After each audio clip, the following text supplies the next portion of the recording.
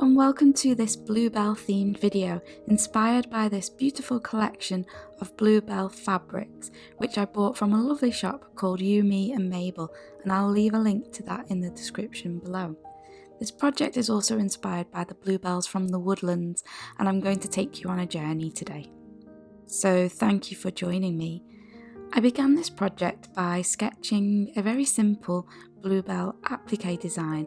I wanted it to go on a 3-inch hexagon which I cut from hexiform and then basted in the usual way with the glue pen, and I made a copy of my design so then I could cut the pieces out and use them as a template.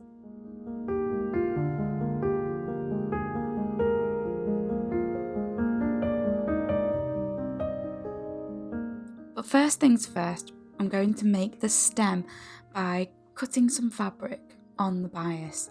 So I've just got a fat quarter of fabric and I'm very simply just cutting it from corner to corner because that will give me a strip on the bias which will give it some stretch and mean that I can get a curve out of it. If you cut a piece of fabric on the straight grain, you won't be able to get a curve. So I just cut a 3/4 inch piece, and then I'm using a bias tape maker to fold the raw edges under and create a piece of bias which will then become the stem. I'm just using a sharp needle to poke it through the bias tape maker to get it started and then giving it a good press with the iron.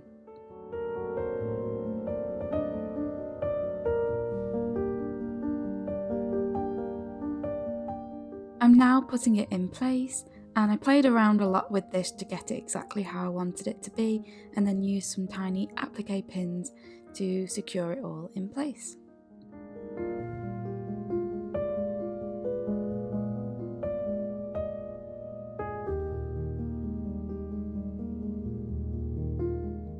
Now I'm just using some fine cotton thread in a colour that matches the stem to applique it in place, and I'm just making tiny stitches, just catching the edge of the stem each time and then going back into the backing fabric. And by making these small stitches, they hardly show at all on the top of the fabric.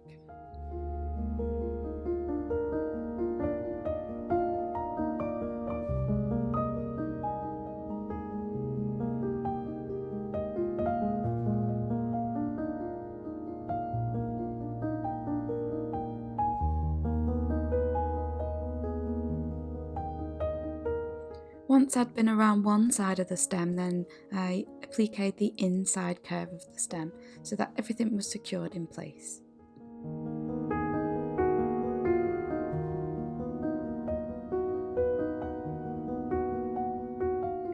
Then I took the little pieces that I cut out before and I used a iron erasable pen to draw around them.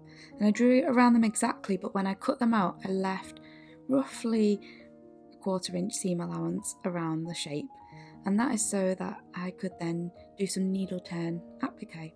So I'm just positioning it with the glue pen just to hold it in place, and then turning the seam allowance under with my fingers, and with the needle I did the same applique stitch as I did before to secure the little flower in place. Now this bit is the trickiest bit of the whole project. It's quite fiddly because the flowers are small, but it is really worth persevering. If I can do it, you can do it.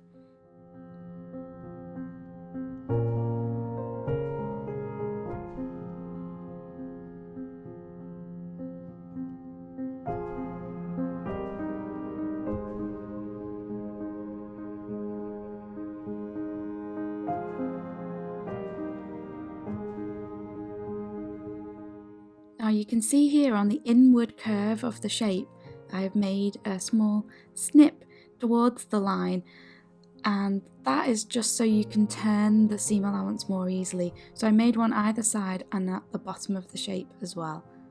And you'll see now as I turn the seam allowance under, it's much easier because of that little snip.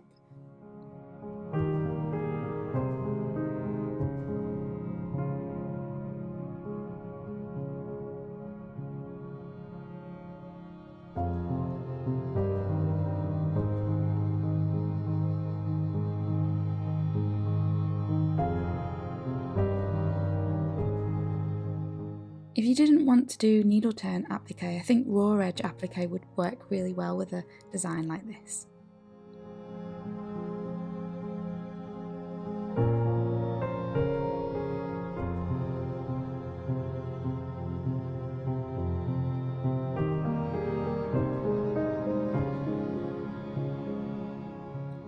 So after appliquing all 3 flowers, I decided to add some embroidery to outline them, to give them more definition, and I'm doing the same thing with the leaves too. So I needle turn appliqued the leaves just as I did the flowers, but now I'm adding a stem stitch just around the edge, right up close to the edge of the leaf, and I'm using 4 strands of embroidery thread. I wanted it to be quite defined, not chunky but not too delicate, and I think using 4 strands really worked well, and it gave it more definition. I feel that because there was quite a lot of pattern fabric, pattern on pattern, that it needed it to stand out. Next I'm moving on to making some 1-inch hexagons, and I'm using this lovely hare and bluebell print fabric. I'm going to fussy cut some of the hares, and I'm also going to cut out some of the bluebells.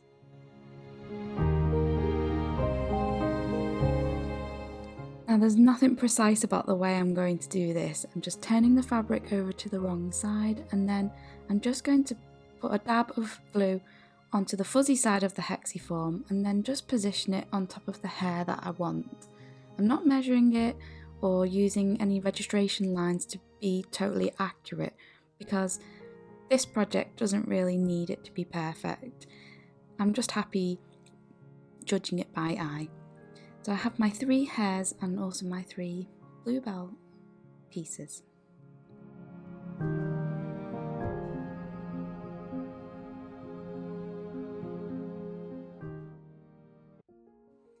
So this is where they're going to be positioned. I'm alternating them with some little flowers that I cut out of another piece of fabric.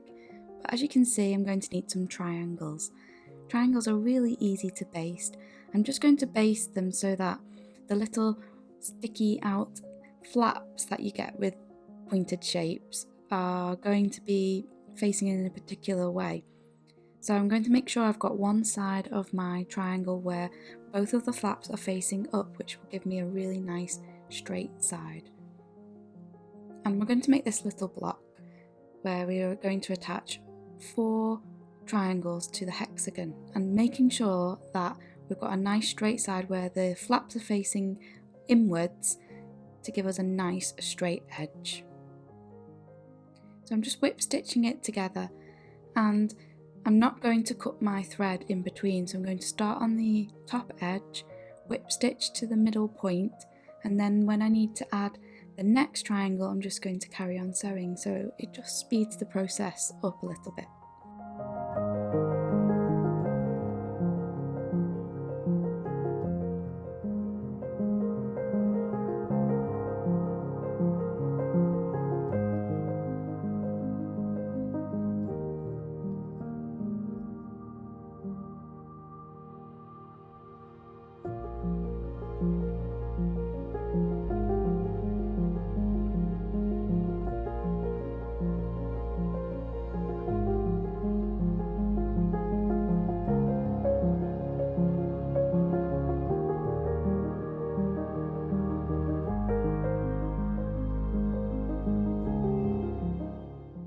So this is where they'll be positioned around the edge of the big 3-inch hexagon block.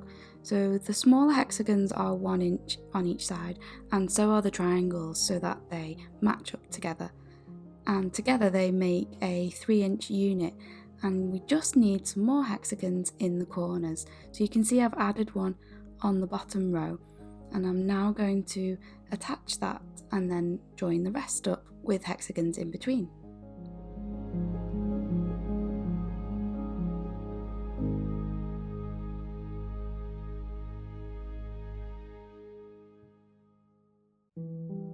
Because we join the triangles to the hexagons with those little flaps facing inwards, it just makes this process of joining that little unit to the bigger hexagon. Really easy, really straightforward. Those flaps are just out of the way and you can just stitch along that line really happily.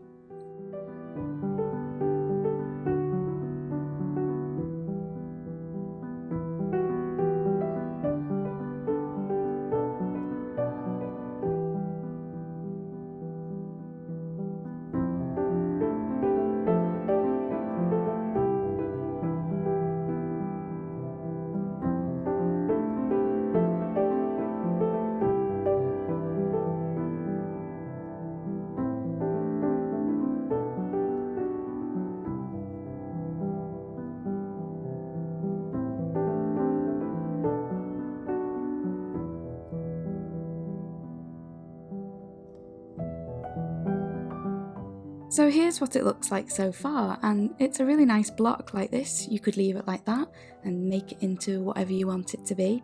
But I decided I really wanted to frame it and add another round of shapes. So I decided to make these elongated hexagons.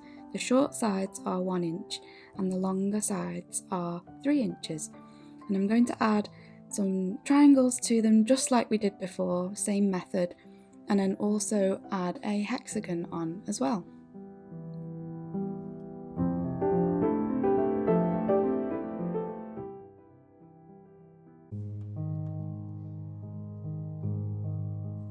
And I'm just sewing them all around the edge, lining them up so that the triangles actually turn into stars, if you can see that sort of secondary pattern that it creates. And it just frames the block really nicely. And I've been thinking about whether I was going to turn this into a centerpiece for a table or a small wall hanging. I haven't quite properly decided yet, but I knew that I wanted to add something special and personal around the edge, which is why I created those elongated hexagons and I used a solid pale blue fabric for them.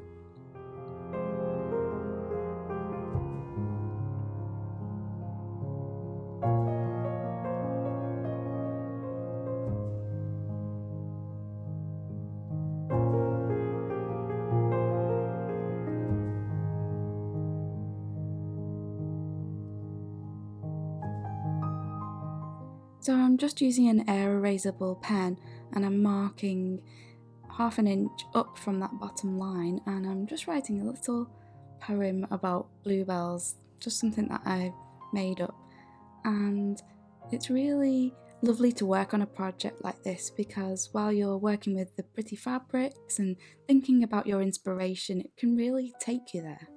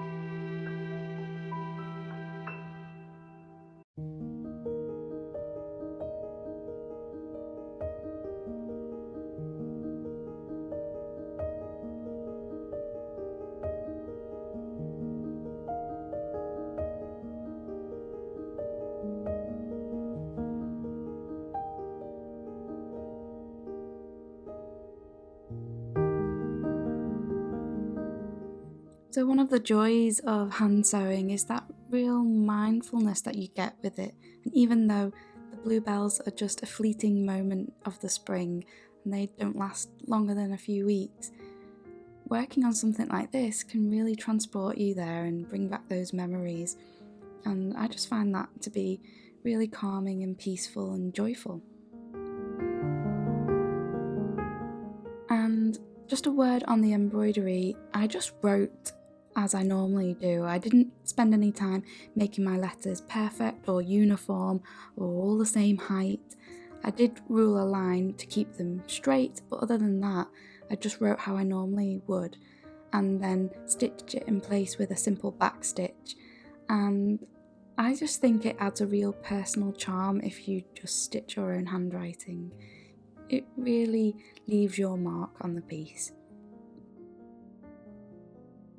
So I just glued under the little flaps that were sticking out, and I was going to back the piece with felt to turn it into a centerpiece for a table, so I could add my little bluebell jug and the wooden bluebells that I've got. So it'll be a lovely reminder of bluebell season even when that's over. But when I did get to this stage of the piece, I thought, oh, it would be nice to add more blocks and it could become something else. So I haven't finished it because I'm not sure exactly what it's going to be. But if it was going to be something else, it may need some quilting. But at the moment it's just a block and it's still a bit of a work in progress. But I will let you know what I turn it into. And I will leave some information in the description bar below. So if you wanted to make one, you could. Thank you for watching, I really appreciate it. I hope you have a lovely week. Take care. Bye bye.